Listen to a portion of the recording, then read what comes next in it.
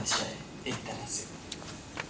ये तो कहना बड़ा ही जटिल है कि भारत के धर्म की शुरुआत कब, कहाँ, क्यों और कैसे हुई।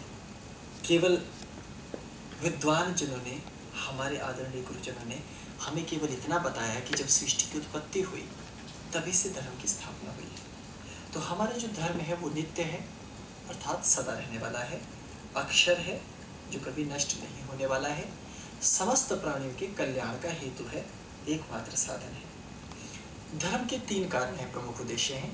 सबसे प्रथम, भौतिक जीवन और अन्नमय कोश से जुड़ी समस्त माया को जानकर उसको भोग कर उससे मुक्त होना, और दूसरा उसका हेतु है अपनी चेतना को अपनी चरम सोपान पर ले जाना, जो कि उसकी बहुत उच्च स्थिति है। और तीसरा तत्व है जो आप वास्तव में है वहीं पर जाकर पुनः लीन हो जाना। ये अति संक्षिप्त, अति निम्न स्तरीय, अति साधारण व्याख्या है। तो इन 3 हेतुओं के लिए हम धर्म को मानते हैं। कालांतर में ऋषियों ने धर्म का बहुत व्यापक दर्शन हमारे सामने रखा, जिसमें योग, ज्योतिष, वास्तु, रसायन, पारद, कर्मकांड इत्यादि समस्त वांगमय उसमें जोड़ते चले गए। फिर उसमें भी 3 प्रमुख तत्व थे, जिसमें सात्विक तत्व, रजस तत्व और तमस तत्व। 3 तत्वों के कारण साधना विधियां अलग अलग हो गई। 3 प्रमुख प्रकार के मार्गों की साधना पद्धतियां होती। फिर उन 3 साधना पद्धतियों में भी प्रमुख 2 मार्ग बने, दक्षिण मार्ग और वाम मार्ग। अब दक्षिण मार्ग और वाम मार्ग के बीच में सदियों से युद्ध होता रहा है कि श्रेष्ठ कौन। लेकिन फिर वहां पर भी साकारवाद और निराकारवाद 2 वाद आए। साकारवाद की भी आगे बहुत सारी शाखाएं निकली, जिन्होंने ये कहा कि हमें ईश्वर को साकार दृष्टि में मानना चाहिए और पूजना चाहिए। वहां साकार क्रम के भी 2 प्रमुख भेद हैं। एक ये कहते हैं कि शक्तियों की जो आकृतियां हैं उनको यथावत नहीं जानना चाहिए, क्योंकि वो गुप्त हैं, गुह्य हैं, उनका केवल आकृति निर्माण वैसा किया गया है। लेकिन एक दूसरा कुल भी निकला जिसने कहा नहीं, क्योंकि वो शक्ति जिसने ब्रह्मांड को रचा है वो सर्वशक्तिमान है।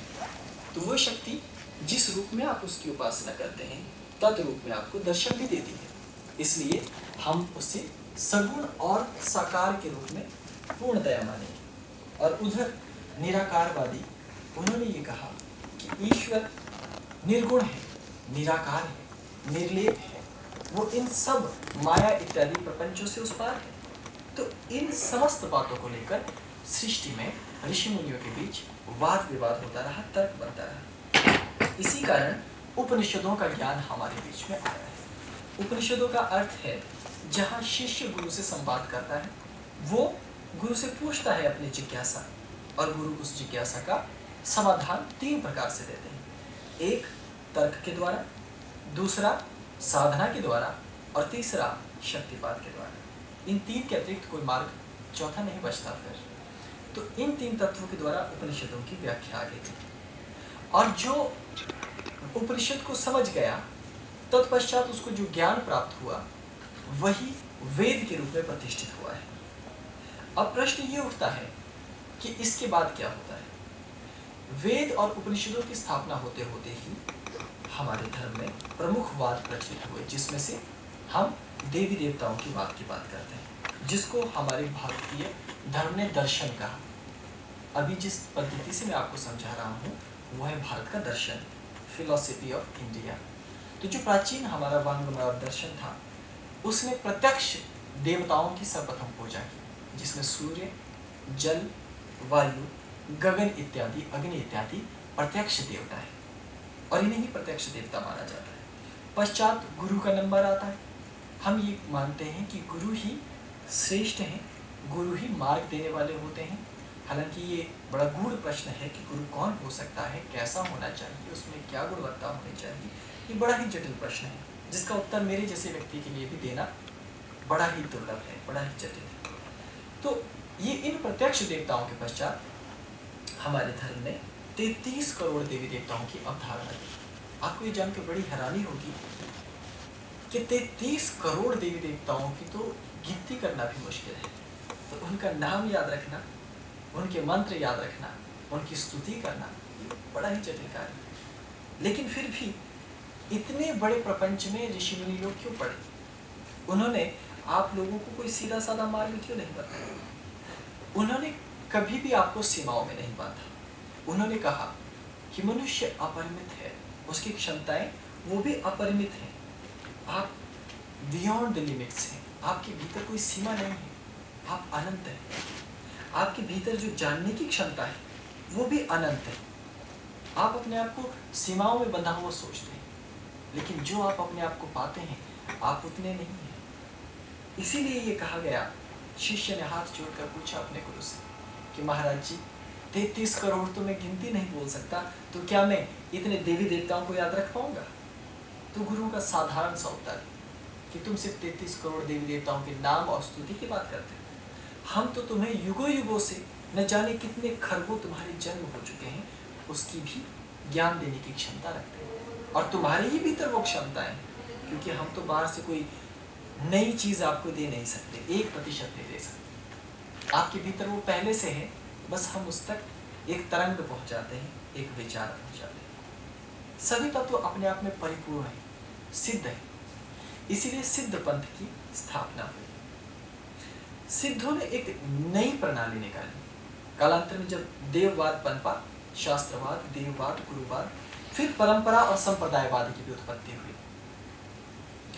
इस पृथ्वी पर भगवान बुद्ध के आने से पहले ही योगी और सिद्ध बड़े प्रख्यात थे। बुद्ध के जाने के बाद नाथ पंथ का उदय हुआ और नाथ पंथियों ने धर्म की ध्वजा को आगे बढ़ाया, लेकिन नाथों पर भी बाद में आक्रमण होने लगे, तो उनकी रक्षा के लिए फिर नागाओं ने मोर्चा संभाला और कालांतर में जगत गुरु शंकराचार्य जी महाराज ने अन्य अखाड़ों की उत्पत्ति करके उनको धर्म को सुव्यवस्थित करके चलाने की आज्ञा दी। तो इन सब प्रपंचों के दौरान होता ही है, जब कोई भी धारा आगे बहती है तो उसमें अगर कलुष है, उसमें अगर गंदगी है, तलछट है, तो वो किनारे पर हो जाती है। तो वैसे ही अगर आज हम अपने धर्म को, अपने वांग्मय को अगर निहारें ऊपरी दृष्टि से, तो हमें उसमें अनेकों त्रुटियां नजर आ सकती हैं, अनेकों कमियां नजर आ सकती हैं। हमें कभी कभी लग भी सकता है कि आखिर ये सब है क्या प्रपंच, लेकिन जब आप उसे एक सूत्र से समझना शुरू करते हैं, एक किनारे से, तो आप इस संपूर्ण महासागर की समस्त तरंगों को जान जाते हैं। सिद्धों ने एक ऐसी प्रणाली, साधना प्रणाली को जन्म दिया जो मिश्राचार थी। मिश्राचार में मंत्र, आयुर्वेद, योग, ज्योतिष, कर्मकांड, समस्त वांग्मयों को उन्होंने एक साथ जोड़ा, और उन्होंने प्रमुख रखा देवादिदेव भगवान शिव को, क्योंकि वो वहाँ के स्थानपति देवता या गणपति देवता कहलाए, क्योंकि वो कैलाश पर रहने वाले थे।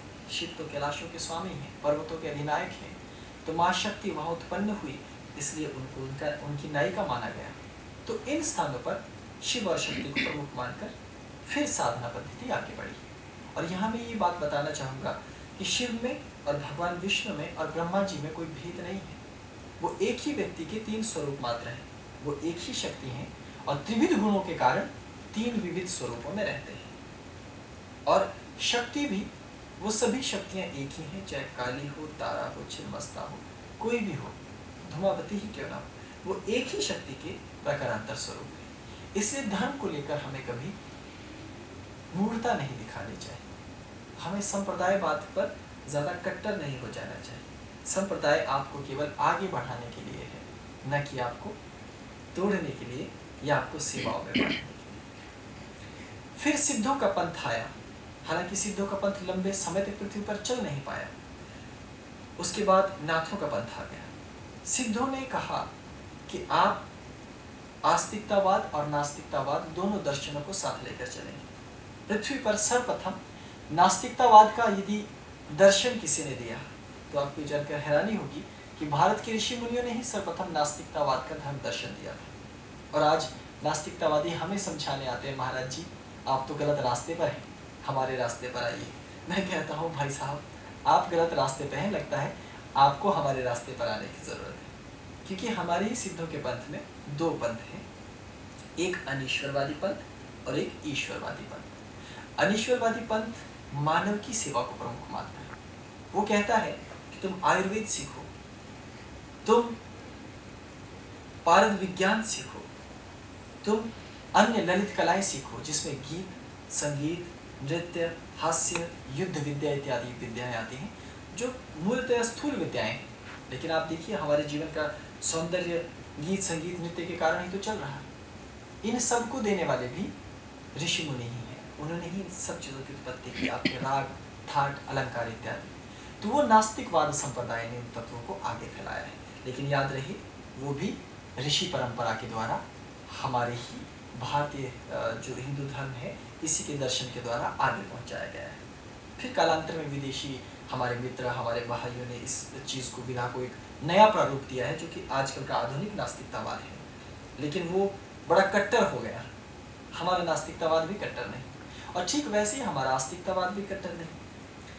केवल मात्र एक धर्म आपको पूरी सृष्टि में मिल जाएगा।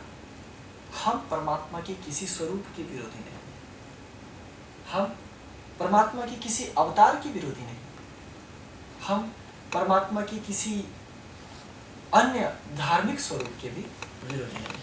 हम सहज सबको सतत स्वीकार करते हैं, क्योंकि परमात्मा ने ये कहा कि सृष्टि विराट है, इतनी विराट कि वो किसी के समझ में नहीं आ सकती, लेकिन योगियों की समझ में आती है। इतना बड़ा विराट ब्रह्मांड है जिसको विज्ञान जब अपनी निगाह आकाश की ओर, ब्रह्मांड की ओर घुमाता है तो थर्रा उठता है कि किस सिरे से शुरुआत करूं, कहां तक जाऊं, किन तत्वों को खोजूं, क्या मेरे लिए है क्या नहीं। तो ये सब सिद्धों ने जाना, लेकिन सिद्धों ने सामाजिक मर्यादा और आध्यात्मिक मर्यादा को दोनों को एक हाथ में रखा। उनका नारा था भोगम मोक्षदम चैव, एक हाथ में भोग होना चाहिए, दूसरे में मोक्ष, क्योंकि उन्होंने ये कहा कि शिव और पार्वती दोनों अभेद हैं, एक ही है अर्धनारीश्वर। तो आप संसार को नकार नहीं सकते। इस समय यदि मेरे पास ये माइक है तभी तो मैं आप तक ध्वनि पहुंचा रहा हूँ ना, ये माध्यम है, ये माया है। लेकिन यदि मैं कहूँ कि ये सब तो बकवास है, ये सब तो व्यर्थ है, तो मैं एक कृत्रिम तथ्य आपके सम्मुख रख रहा। तो सिद्धों ने कहा ये पूर्ण सत्य है, 100% सत्य है, क्योंकि ये माया है। और माया से बचने के दो उपाय। पहला उपाय ये कि इस माया के खिलाफ बगावत की जाए, इसके विरुद्ध हम हो जाए। बहुत बड़े बड़े लोगों ने ऐसा किया। मैंने सुना है महर्षि विश्वामित्र ने भी ऐसा करने की कोशिश की, विशिष्ट जी ने भी की, लेकिन अंततः मुंह की खानी पड़ी, क्योंकि ये तो महामाया है।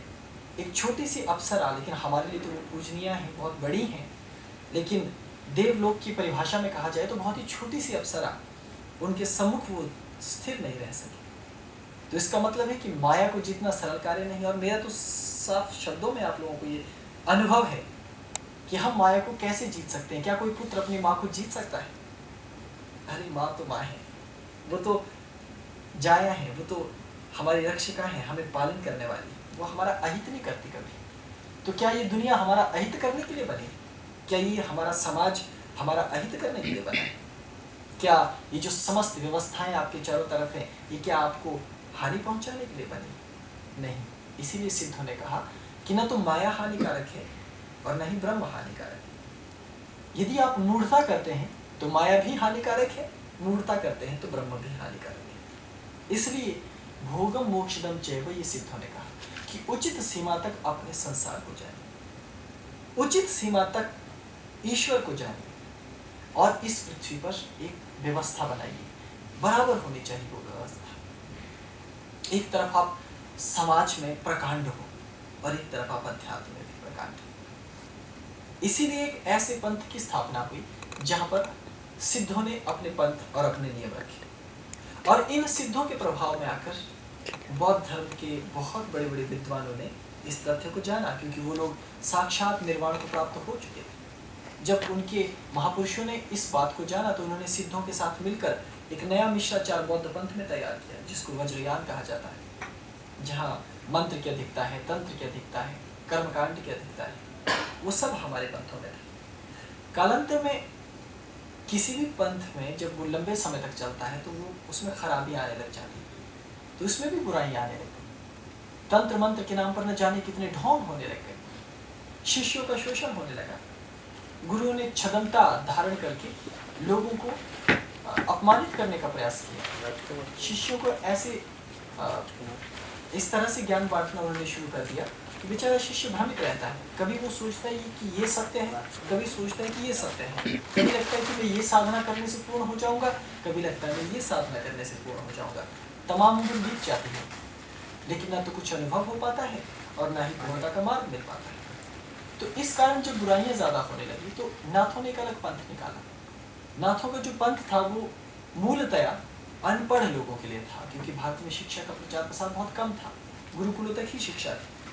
जो हमारे धर्म को यदि किसी चीज़ से हानि पहुंची वो रहा जातिवाद, उसने हमारे धर्म को मूलतः बहुत ज़्यादा हानि पहुंचाई है, बहुत ज़्यादा हानि। तो उस स्थिति को संभालने के लिए नाथों ने पहल की। उन्होंने इन समस्त तत्वों से ऊपर उठकर आम से आम व्यक्ति को भी देशज भाषा में मंत्र दिए, जिन्हें शावर मंत्र कहा जाता है। शावर मंत्र गुरु गोरक्षनाथ जी महाराज की देन है प्रचार के रूप में, लेकिन उत्पत्ति के रूप में वो शिव से ही संबंधित है, आगम और निगम है मूल तौर पर।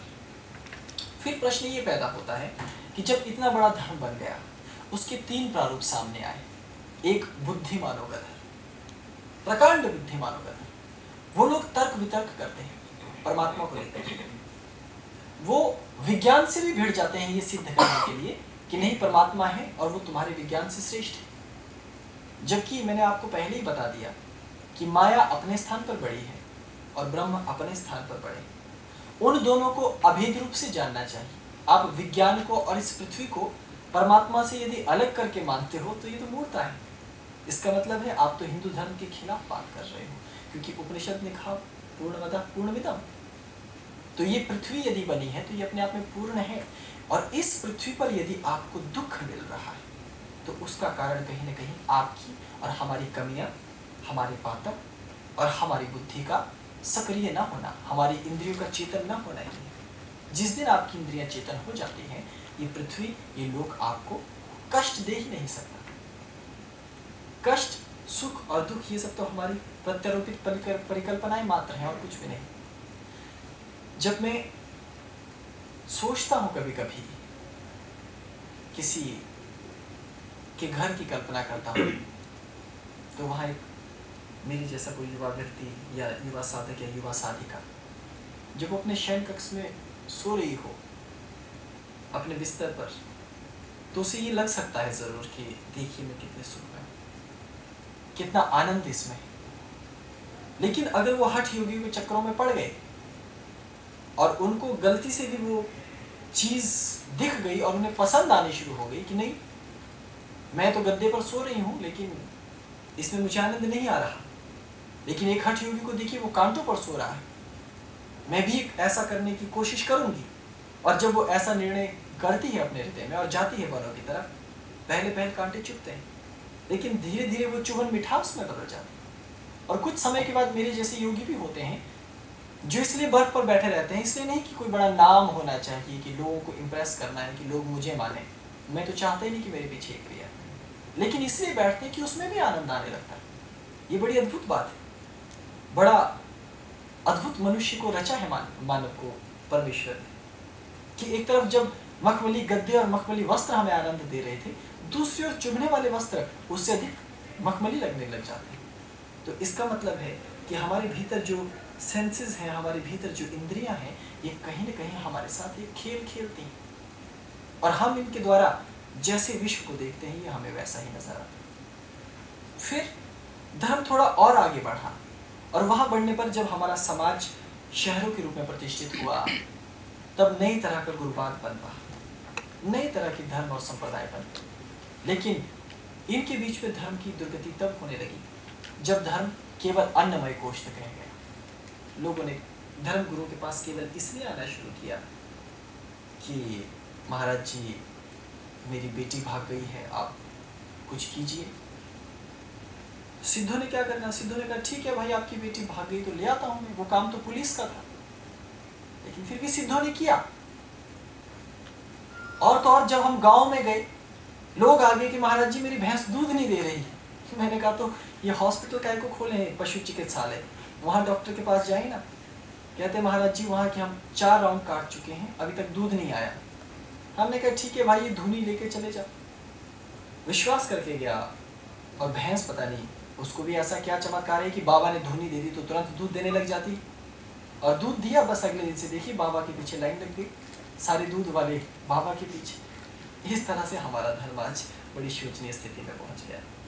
और बाद में अपने अपने गुणों को श्रेष्ठ साबित करने के लिए उसमें पाखंड डालने लगा। जहां हमारी कल्पना होगी, यदि मेरे मन में लेश मात्र भी ये विचार होगा कि मुझे आप लोगों को इम्प्रेस करना है, या आप लोगों से काम निकालना है, या आप लोगों को के समक्ष अपनी विद्वता झाड़नी, तो मैं भी कोई ना कोई आडंबर जरूर रचूंगा, क्योंकि मेरे हृदय में कहीं न कहीं वो छिपा होगा। लेकिन यदि हमारे हृदय में वो नहीं होगा, तो मैं खरी खरी बात कहूंगा, भले ही आपको वो पसंद आए या ना आए, वो तो आप पर निर्भर करता है। करेला कड़वा है, अब जिस व्यक्ति को उसके गुणों का पता होगा वो उसका रसा स्वादन करेगा। इन्होंने तो योगी देखी ही नहीं, बेचारे हिमालयों में भी सूख कई कई महीनों से खाना नहीं खाया, वस्त्र है नहीं, धूप लग रही है, सनबर्न हो रहा है, तथाकथित सनबर्न है ना, चमड़ी उधड़ रही है, पाँव में दरारें पड़ी हुई, हाथ पाँव कांप रहे हैं, एक टांग पर खड़ा होना चाहते तो भी वो हड्डी कांप रही है। अब खून होगा नहीं, कैलोरीज होगी नहीं, तो वो टिकेगा कैसे? तब भी वो खड़ा हुआ है, टिका हुआ है। और प्रार्थना किस चीज के लिए करता है? हमारी तरह नहीं कि मुझे कुछ देना, वो वहां भी तर्पण करता है जल से कि ये सृष्टि फले फूले, संपूर्ण प्राणी मात्र का कल्याण हो, संपूर्ण मनुष्य को जो पीड़ाएं मिल रही है उन्हें उससे मुक्ति मिले। उनको हम नहीं देख रहे, हम उनकी प्रशंसा नहीं कर रहे, उनके पास स्तुति करने वाला कोई नहीं। भालू ने अगर देख भी लिया तो क्या हो जाएगा? वो तो कहेगा नहीं कि अच्छा आप हमारे लिए भी प्रार्थना कर रहे हैं। बाघ यदि देख भी ले तो क्या हो जाएगा? दो चार कौओं ने भी देख लिया तो कोई बड़ी बात नहीं होने वाली। लेकिन वो बेचारे निस्वार्थ भाव से सृष्टि के लिए प्रार्थना करते हैं, वो उनका बड़प्पन है। लेकिन इस तरह से साधना का वर्तमान प्रारूप हमारे सामने है। हमारे सामने समस्त लोग हैं, समस्त गुरु हैं, समस्त तरह का धर्म है। अब आपके पास क्या चीज है जो आपको मूल धर्म से जोड़ेगी? परमात्मा से धर्म शुरू हुआ था और केवल माया पर आकर अटक गया। लेकिन जब धर्म शुरू हुआ था तब परमात्मा भी साथ थे, माया भी साथ थी।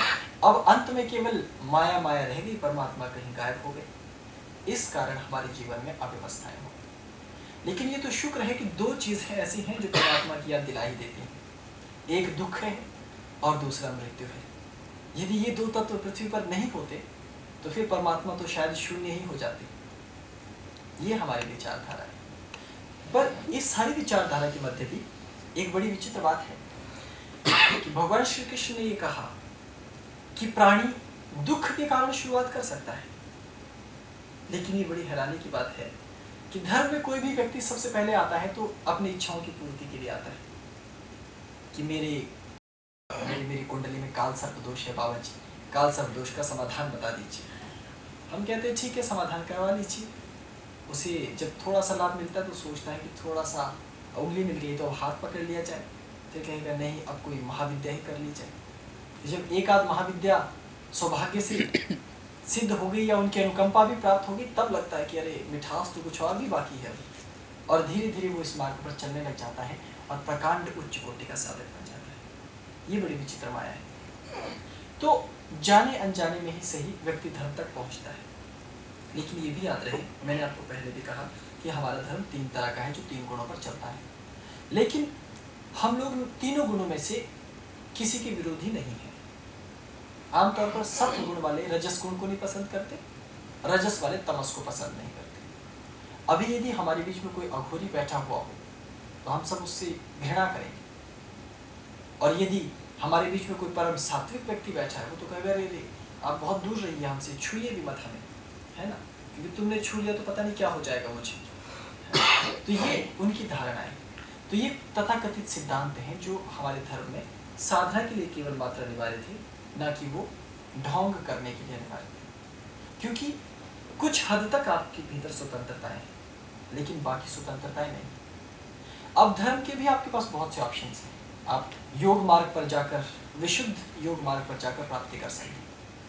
साधना मार्ग पर जाकर विशुद्ध साधना करके भी परमात्मा की प्राप्ति कर सकते हैं। अनेकों मार्ग हैं। आप अपनी क्षमता, अपनी बुद्धि, अपने विवेक के अनुसार अपने मार्ग का चयन कर सकते हैं। बहुत सारे निराले पंथ हैं, उसमें कोई विवशता नहीं है कि आप किसी एक धर्म या एक पथ पर चले। वो आपकी स्वतंत्रता है कि आपको कौन सी रीत पाती है, आपको वहां से शुरुआत करनी होगी। लेकिन शुरुआत के बिंदु पर मैं फिर वापस आता हूँ कि हमने ये कहा कि मनुष्य आम तौर पर साधना की शुरुआत केवल इसलिए करना चाहता है कि उसके जीवन में दुख है, उसके जीवन में कष्ट है। और यहाँ पर सिद्ध संप्रदाय के योगियों ने एक ऐसी चीज ला कर दी जिसकी वजह से सिद्ध पंथ का नाम खराब भी हुआ, वो था चमत्कार। ये कहा गया कि सिद्ध योगी बड़े ही चमत्कारी होते हैं। यहाँ तक कि कहावत भी है कि योगियों का कहा पत्थर की लकीर, कि दुनिया इधर से उधर हो जाती है, लेकिन जोगी ने जो कह दिया सो कह दिया। तो ऐसे योगियों की महिमा बताई गई, लेकिन उन्होंने चमत्कारों के साथ लोगों को बिगाड़ भी दिया। अब हर व्यक्ति चाहता है कि बाकी कुछ भी ना हो, बस फटाफट चमत्कार कर दिया जाए, मत्था टेकू, जय महाराज जी की बात खत्म। लेकिन मैं ये कहता हूं कि आप दोनों ही तत्वों को लेकर चलें।